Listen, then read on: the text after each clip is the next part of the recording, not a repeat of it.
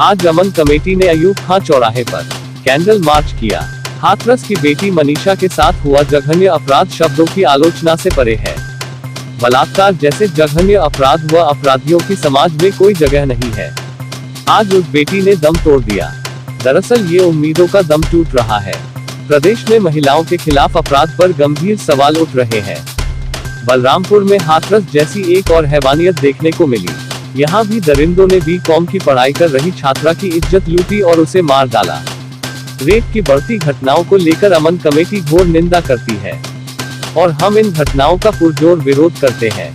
हमारी सोसाइटी यह मांग करती है कि मुख्यमंत्री योगी आदित्यनाथ जी को इन मामलों में तुरंत न्याय दिलाए। अमन कमेटी सरकार से अपील करती है। इसके साथ ही उन्होंने दोषियों को फास्ट ट्रैक कोर्ट के माध्यम से 30 दिन में सजा मिले। इस दौरान अमन कमेटी के डॉक्टर कदीर अहमद, प्रदेश अध्यक्ष सलीम खान, मनोज भारती, अमरजीत सिंह, ताजीम शमसी, वसीम अकरम, सिराज साहब, हाजी हसीन, हर्ष अग्रवाल, तकी रजा और आदि सभी सदस्य मौजूद रहे। बरेली से तकी रजा की रिपोर्ट।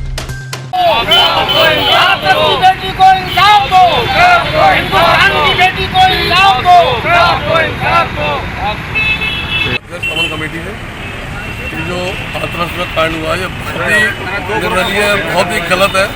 ये बहुत ही दुख वाला कांड है और ऐसे कांड कभी होना नहीं चाहिए। इसके लिए मैं प्रशासन से अनुरोध करूँगा कि इसमें भी जो भी गला कड़ी से कड़ी कार्रवाई की जाए और ऐसे आदमी को सख्त तरीके से गोली मार के तुरंत उसका खत्म कर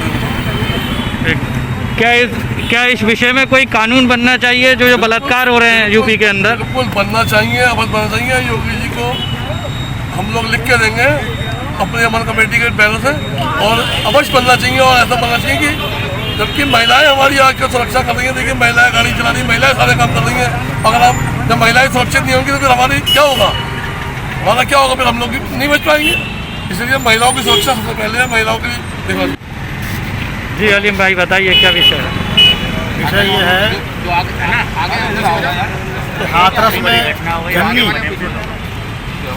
हाथरस में जन्मी हिंदुस्तान की बेटी जिसके साथ बलात्कार हुआ, उसके बाद हैवानियत का सबूत देते हुए उसके रीढ़ की हड्डी तोड़ दी गई, उसके गर्दन की हड्डी तोड़ दी गई और उससे बड़ा फिर उन्होंने हैवानियत का सबूत दिया कि उसकी ज़बान काट दी गई।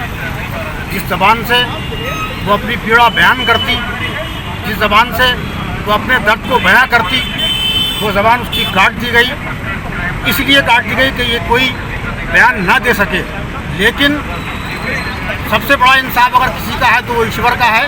वो लड़की मरते मरते भी ये बता गई कि मेरे साथ में रेप किया गया और फिर मेरी कमर की हड्डी तोड़ी गई, मेरी गर्दन की हड्डी तोड़ी गई और मेरी जीभ काटी गई। मैं कहना ये चाहता हूँ अमन कमेटी से, बैनर तले वरिष्ठ उपाध्यक्ष हूँ, इसका जिम्मेदारी के साथ बात कहना चाहता हूँ कि ऐसे घिनौने काम करने वालों को फांसी की सज़ा बहुत कम सज़ा है। ऐसे लोगों को चाहिए, जिस चौराहे पे हम खड़े हैं, जिस चौराहे पे हम आज कैंडल मार्च कर रहे हैं, इसी चौराहे पे इस खंभों से बांध करके उन्हें जनता के सामने गोली मार देनी चाहिए।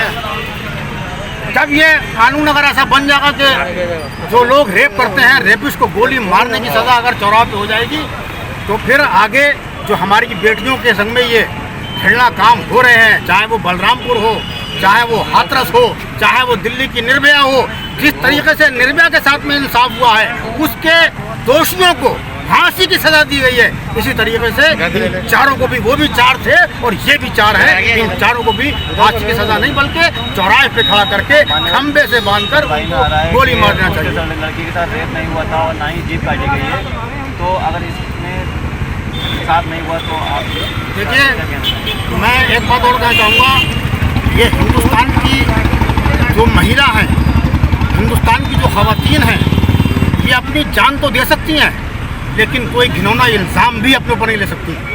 वो लड़की अपनी ज़बान से बयान कर रही है, बयान उसका माननीय है। कौन क्या कह रहा है, हिंदुस्तान का कोई बड़ा पदाधिकारी कह रहा है कि उसका रेप हुआ, वो गलत है। वो लड़की सही है जो मरते हुए अपनी ज़बान से कह रही कि मेरे साथ में रेप हुआ, उसी की बात सच है, उसी की बात सच है।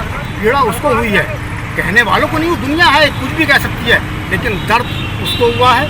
पीड़ा उसको हुई है और उसने अपना दर्द बयां किया है। जाते जाते वो बयान दे गई है कि मेरे साथ में रेप हुआ है, और उसने यही बयान दिया कि इससे पहले कोशिश की गई थी रेप करने की, लेकिन उस वक्त कामयाब नहीं हुए। इस बार वो दरिंदे कामयाब हो गए। मैं सरकार से यही मांग करूंगा, मुझे सरकार पे भी पूरा भरोसा है, मुझे हिंदुस्तान की जो न्यायालय अदालतें हैं उन पे भी पूरा भरोसा है कि उस बच्ची के साथ में इंसाफ हो।